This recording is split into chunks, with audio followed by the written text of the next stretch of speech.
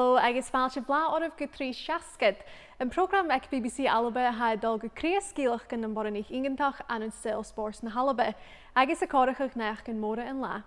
Is mis Iona Ballantyne agus ha mé tálaigh teir ra go bhfuil skipper Hibs Joelle Murray colrúms in studio. Ar a program a-nochd bhir sin súlaráis ar a dheireadh-sheachdain san SWPL, agus na crimacin a searbhó gheamacin a phríomh líg. Le skipper náisianta an ban a chluicheadair, bhís na bríonraí chéamh a house a chuineadh Ifeoma Dieke. Agus cluinnidh sin bhfuil molly Wright ar thoiseach ar Farpais rugby na Sia Dùthchannan ha toisceach ar an dheireadh-sheachdain. Joelle, welcome to 360. Thanks for having me. It's good to have you on. And how have the past sort of 6-7 months been for you personally and also as a football player? Yeah, it's been tough, as it has been for probably everyone in different kind of aspects and different ways. For me, I try to embrace the kind of lockdown as such. So I trained as and when I could. It wasn't what I was used to in terms of training, but we as a club were quite fortunate that when we could get back to kind of team training, we did. So we've been back for about 2 months now, which I think will hopefully stand us in good stead ahead of the season. How was it getting back to match fitness after being off for so long, which hasn't ever really happened before? Yeah, it was tough. I mean, generally as players, we only usually have about 2 weeks off maximum at the end of a season before we're then into the next kind of phase of pre-season. So it was tough because as much as you can go out and road run and different types of training, there's nothing that really compares to that football training. So of course I thought I was pretty fit and had maintained some form of fitness. However, that first session back, it was pretty gruesome and pretty horrible, if I'm being honest. I can totally imagine. And you as a player, you've been with Hibs for so long. You started when you were 12. Around 20 years you've been there now. How has it changed over the years and developed as a team? It's changed so much. When I first came in when I was 12 years old, we trained twice a week and it very much focused on tactical and technical. However, now there's so many different aspects of the game. You've got the S&C side, you've obviously got the physio, nutrition. So it's transitioned and transformed so much from when I first started, and it's great to see because a club like Hibs should be at the top, and I think we should always strive to do better and be better, and the club's got a fantastic ambition, and I think that's met by all the players and staff within that. Did you ever imagine 20 years ago when you were just starting out that a club like Hibs would be playing in the Champions League? No, not at all. I think for me, I didn't even think it would be possible for me to play for Hibs, the club that I supported from a very young age. So to play for them, to captain them in the Champions League, it's like a dream come true. And as a young girl, it's not even a thought that crossed my mind. And you are still playing now, but you're also doing your coaching badges. How is that going? Yeah, it's great. I've currently got my B licence and I'm in the middle of my A licence. So it's something that I appreciate. Obviously, at the end of your career, you need to transition, and I appreciate that it's something that would be very, very useful if it's coaching that I do choose to go into. So it's been intense so far. However, I've got colleagues on the course that I know and kind of can go to as and when needed. So yeah, it's been intense but enjoyable at the same time. Brilliant. Well, we'll be hearing again from you shortly. Thank you. Hoisig an SWPL le dheireadh-sheachdain sa chaid le grún gheamacin scanneal. Machail sibh gin gan a til catrin rosibh. Ach na gabhah drag chaid ula ac yn gofyn sio ar trí seascad. Sio súlaráis maha ar a dheireadh-sheachdain san SWPL a hyn.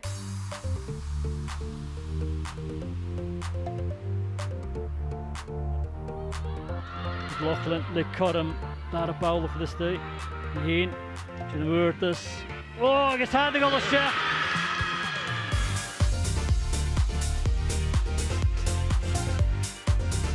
Colville via shot corm to Howard. Lurin bála chuid the state trapse. Ha, you the sùil line the state Kirsty Howard.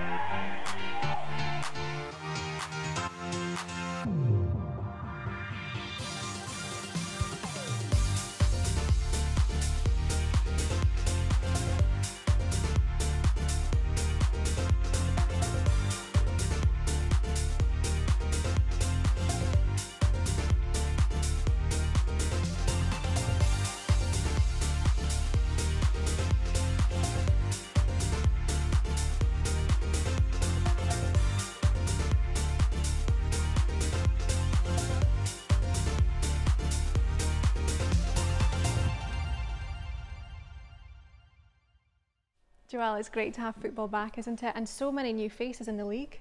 Yeah, it's fantastic. It's been a long time coming, and you're right, there's so many new faces. I think almost all clubs have recruited over the last few months and recruited well, so I think that'll all add to the competitiveness of the season ahead. And you were supposed to be playing on Sunday against Spartans, but that was a last-minute injury. Yeah, pre-season went really well, was feeling good, was feeling fit, looking forward to Sunday, and unfortunately on Thursday at training I took a knock to my ankle, so I missed Sunday. However, I'm hopeful that I can be back in the next few weeks to help the team out. What was it like watching from home? It was tough. I'm very much a hands-on player, so with the restrictions it meant I couldn't even be at Ainsley Park, which was frustrating. So watching it on the television wasn't great, probably wasn't great for my neighbours, but yeah, I think we got there in the end, and all that mattered on the day was the 3 points. How would you sum up that match, I guess, especially when you were at 1-1? Yeah, I think we kind of, in my opinion, I think we should have been 3 or 4 up at half time. The goal that Spartans scored was one of their only chances in the first half, and I think it came from a few errors. So I think we should have been 3 or 4 up, as I said, at half time, but at 1-0, you're always allowing your opponents, however much possession they have or however little possession they have, there's always that hope, and they showed that. So it was 1-1 at half time, but I had every faith and belief in the girls that they could go out there and finish the game off like they did. Who stood out for you on Sunday on the pitch? I think Rachel Boyle, sorry. She's always a standout. She's fantastic, and wherever she plays, she's a very versatile player. She can play a full-back, she can play centrally in a deeper role or centrally higher up the pitch. So Rachel is a fantastic player for us, and Shannon McGregor, of course, had a great first half, but then went off at half-time with a nasty injury. So we're hopeful that's not too serious for Shannon, and we can get her back on the pitch soon. And if we just look at Glasgow City and Celtic, it was a shock defeat before the pandemic. Were you expecting that result on Sunday?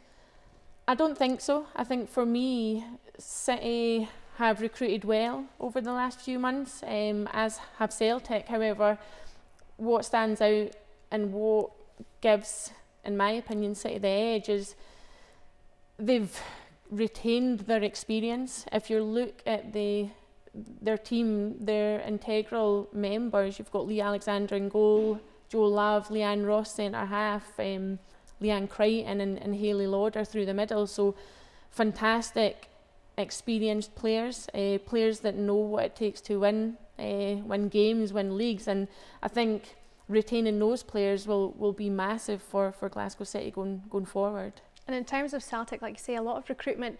Did you expect more from them maybe on Sunday? I think so, and I think Fran alluded to the fact himself, they didn't have a lot of preparation time. I think they potentially went back 4 weeks prior to Sunday's game, so he'll be hopeful that there can be a little bit more cohesion and the team can gel, because as you said, there has been a lot of new signings and new faces, and it, regardless of the quality that you bring in, it does take time to kind of gel and create that team cohesion. And Rangers 5-1 against Hearts, they're really making a statement, aren't they? Yeah, of course. Again, they've probably been the team that's recruited the most over the last few months, and they've recruited well, recruited a few ex-Hibs players that I know personally very well, and yeah, I think they'll be looking to win the league, if I'm being honest. So yeah, I think with the players they've got, they'll certainly do well. But of course, again, like Celtic, a lot of new players, a lot of new faces that it might take them a little bit longer to kind of settle in and bed that in. And how would you sum up the opening weekend as a whole? I think it was great. There was plenty of goals. You can see already there's that competitiveness. And yeah, just looking forward to seeing how things play out going forward. Great, well, it'll be a very interesting season. Yeah, it certainly will. a-nochd, skippen a-Alba, Albania and gem Jeremy, son Farpais figet ahin, gem a Bheir BBC Alba. Chaitri Shesket Gutevilla Choin, Gusbrunri Cheva Cluicheadair Alba, Collery Joelle, and Jinadar Ifeoma Dieke.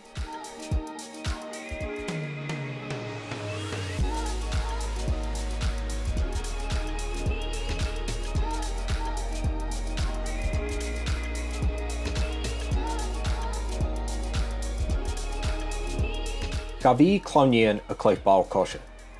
Sin rúirteann a bhrósnaigh Ifeoma Dieke a thula lá go seiltan de gúine go buirigí chluichin an eadar-nàiseanta on the ball cosise an ban. Like when I was in England especially, I lived in Norwich for 2 years. And the fact that, in school I see the boys playing and I ask to play and they're like, no, girls don't play football.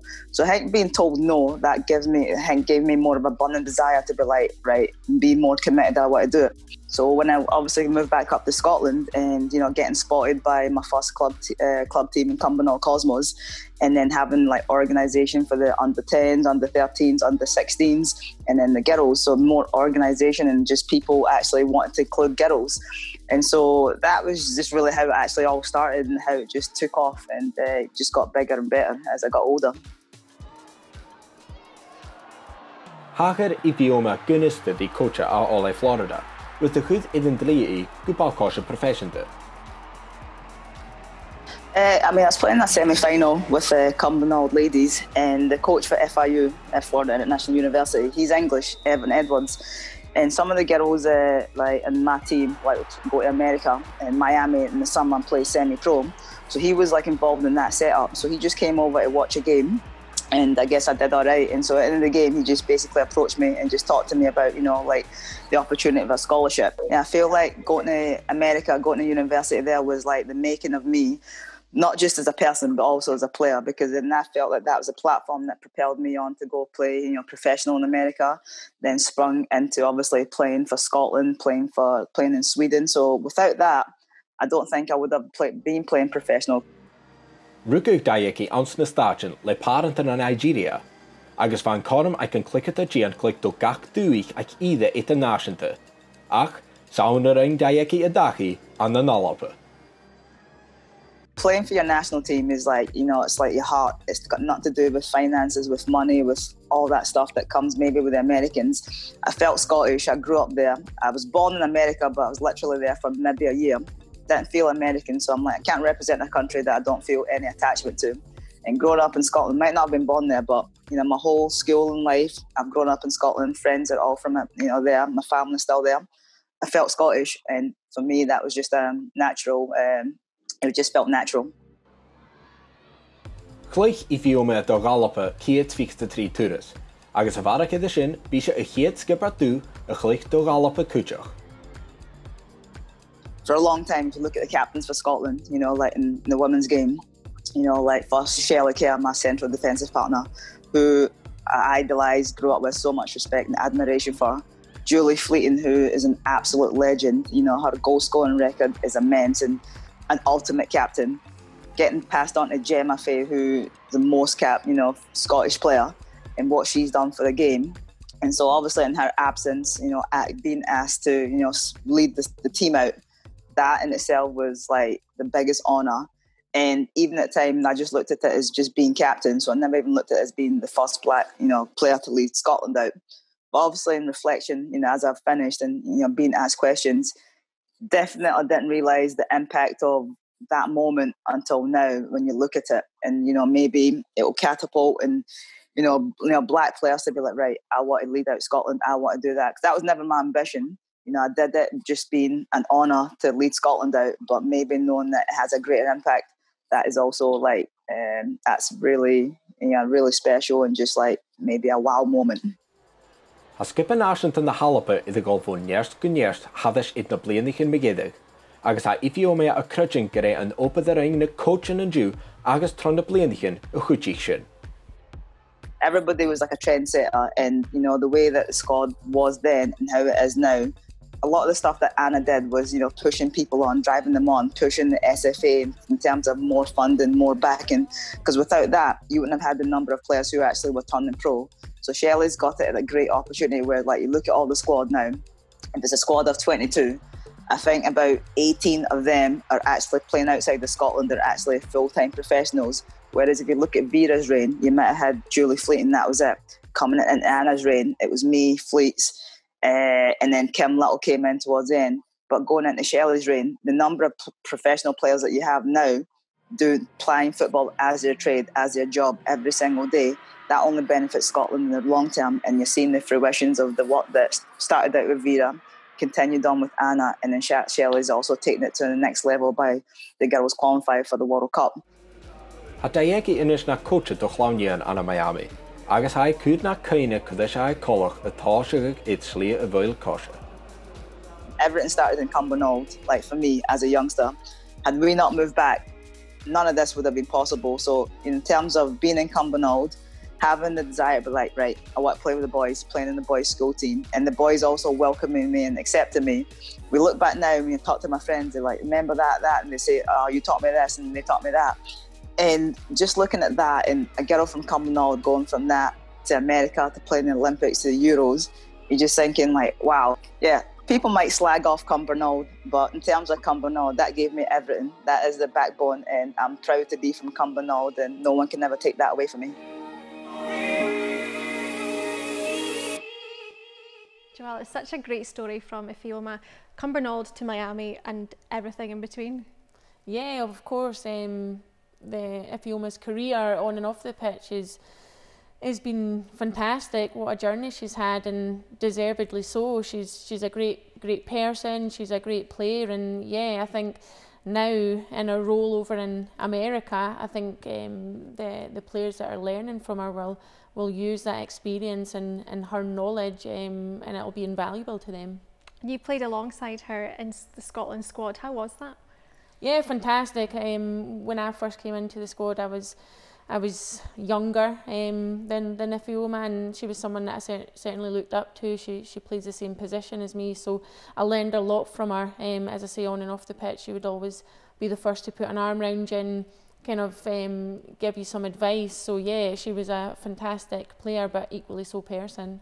Brilliant. And Scotland, they are back in action this weekend, tomorrow night against Albania. How do you think they'll do? Yeah, I think although it's the first game for them in a while, I think they'll do really well. I think it should be a comfortable game for them. They've got a fantastic group of players, not just the players that will be at the game tomorrow, but also surrounding groups. So the pool of players that Shelley can now pick from is massive, and certainly I think they'll get the win tomorrow night quite comfortably. And Tuesday against Finland, do you think they'll be on track for that win too? Yeah, I think so. I think Shelley will be pleased with the way the games have lined up. So Albania tomorrow, and then Finland. Finland will be a tougher test, no doubt. A more physical team, a well-drilled team, and of course a team led by Anna who Shelley kind of took over from. So yeah, I think it'll be a competitive game, but one that Shelley and the team will be looking to win. As you just touched on there, and so did Ifeoma in the VT, it's a huge pool of so much talent in that Scotland squad now, and so many players playing professionally. Did you ever expect that kind of back in the day? No, not at all. I think when I was growing up, it certainly wasn't anything that I'd imagined, but it's absolutely fantastic to see. Of course, we'd like to see more of those players kind of be retained within the Scottish leagues, because ultimately that would improve the league as a whole. But from a national team perspective, it's fantastic that the majority of the players are now professional, plying their trade down south and abroad, and yeah, getting that kind of full-time professional environment. A bit of a blow though coming up on Friday with Kim Little, Jen Beattie and Chloe Arthur all out with injury. Will that really affect the team, do you think? Yeah, I think so. I mean, the quality that you're losing from those three players is evident, but as we spoke about and alluded, the pool of players that can come in and replace them it's like quality for quality. Of course, Kim being the captain will be a massive blow, and Jenny being the rocket, the back, again a big blow, but certainly the players that have been brought in to replace them will certainly retain the quality that has left. Well, Zoe Ness, for example, she's been brought in, hat-trick on Sunday for Rangers. She'll be delighted for that call-up. Yeah, of course. I think Zoe will probably be frustrated that she wasn't initially in the squad. However, she'll grasp the opportunity as she has done in the past, and she'll certainly relish and kind of come alive within that environment. And I think if Zoe gets on the pitch tomorrow night, you can be sure that she'll try her best to get on the score sheet. Great. Well, we look forward to it. Han tamam na nish a cluinnidh bhil chluicheadair rugby na h-Alba Molly Wright. Che rucha gan a shell a nuach achit is chluicheadair Alba van Harry V furach an seo fat 3 bliana. Chani a chéad che a haar leihead a dhéanú ach a Molly's dochas barach mílchin a curisteach san a ceann uia a ruin.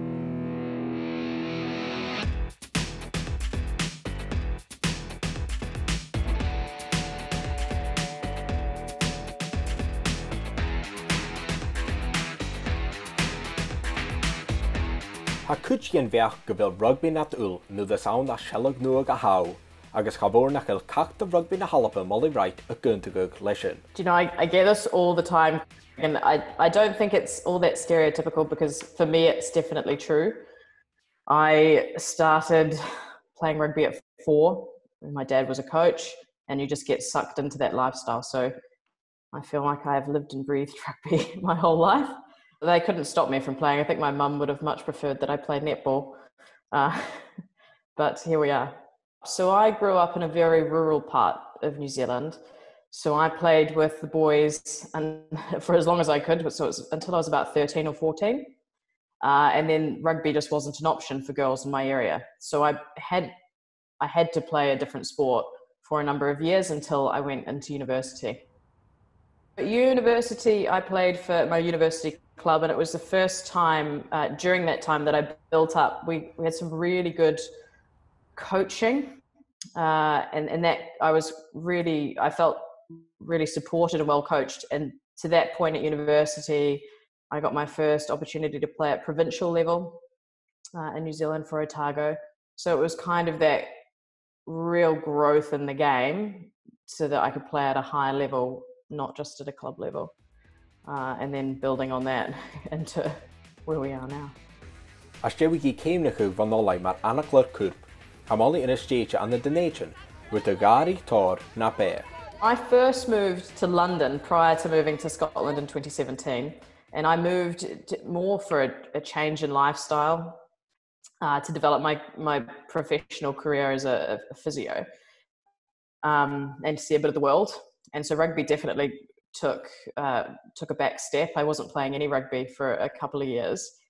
And I don't regret doing that. I had a really enjoyable time. I saw lots of Europe and the world, which was part of why I'd left New Zealand. And then coming to Scotland, I probably growing up in rural New Zealand wasn't well suited to a London lifestyle. So Scotland had always appealed to me, and I'd made many trips to Edinburgh and Glasgow, and I loved it. So I decided to move. And it was only once I'd found myself settled in Scotland that I was like, right, I need to make some friends, and back into rugby we formed.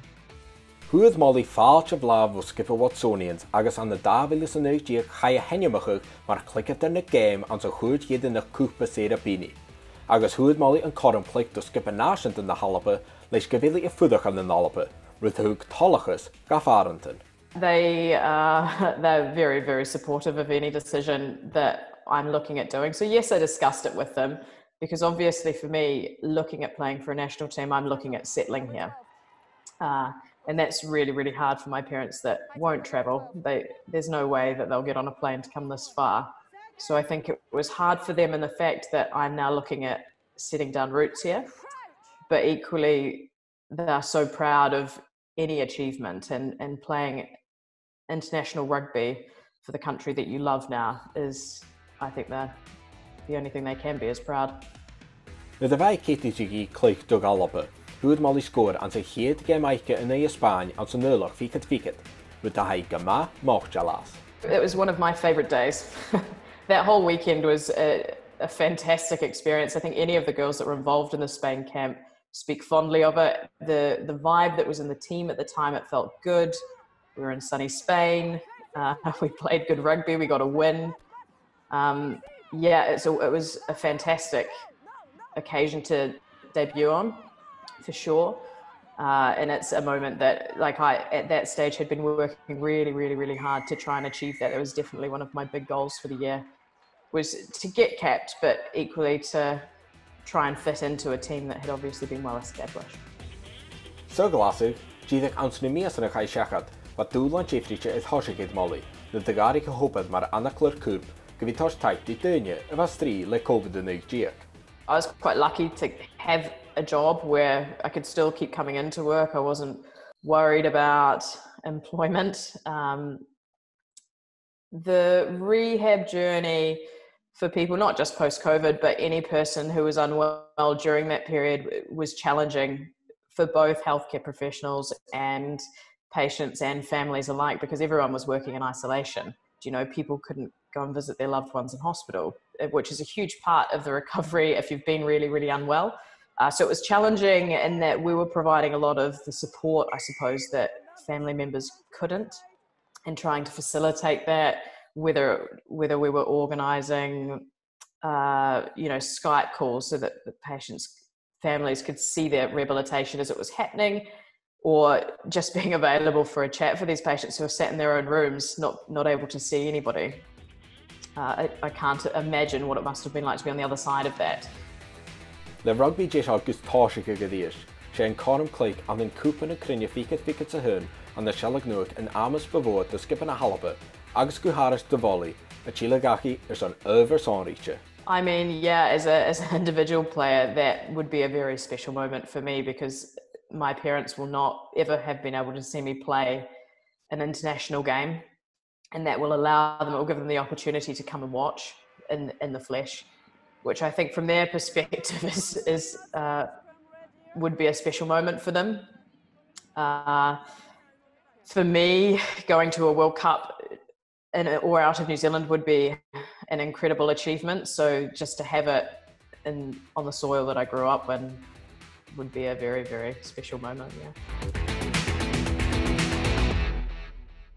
Joelle, it's great to see rugby back too, because for sport and women's sport in general, it has been a very difficult sort of 6-7 months.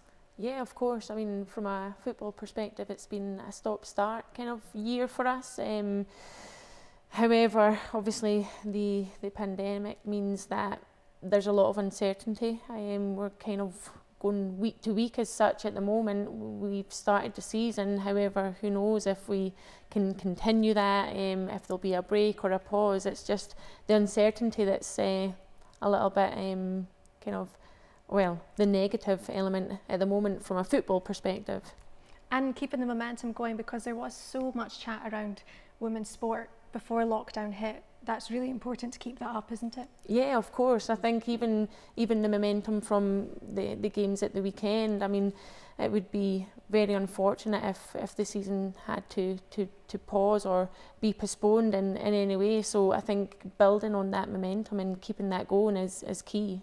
It is hard as well, because we have seen a lot of disruption in the men's game, kind of games being postponed, in the national squad, players having to come out due to positive tests. Does it kind of worry you within sport?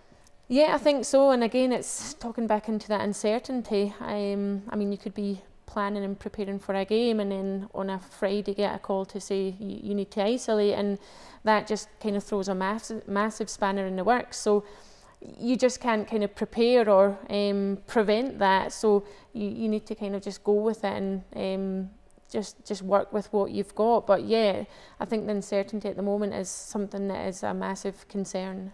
How much has changed for you in terms of Hibs? Like what does a training session look like now? So a training session essentially hasn't really changed, other than we don't get indoor access for any match analysis. All that's done via Zoom or some other form. So everything from a training perspective is outdoor. On a match day, we of course can't use any changing room facilities. So on Sunday, the players had to meet an hour and 15 prior to kick-off and wait outside before the warm-up. So that's a massive change and a massive challenge, because of course you have a match day routine. But yeah, it's one that I think will become a normal or a new normal until we can get back to some form of reality. And just for you, on a personal level, you have been in the game for so long. Do you want to keep playing, or kind of where do you see your career going next? Yeah, of course. I mean, for me, your career's short-lived, so I'll certainly play as long as I can. I feel like I'm probably the fittest and in the best condition I am and have been for a while. So I do feel like I've got a few more seasons in me, but I think when the time comes I'll know, and I'll stop and think about kind of retirement and post-playing and what that looks like. Great. Well, it was great to hear from you this week. Thank you. Wel, sin son program eile, ma hang ffordd o Joelle sydd yn fi'n cwtioch sy'n studio. Fydd y sef gael ental gach siachgyn ar YouTube, mar sin jen cyn siachgyn un sef gyfel y cordyreif, gybi sef gael ental agos na cael sef program sy'n bi. Cainig y gyda sio am program acif se, mar sin sgelaf yn eich fat is farsing agos cyfrifod o fy coed. Fod ach i spors ffordd na h-Alba, mar sin leif yn dras.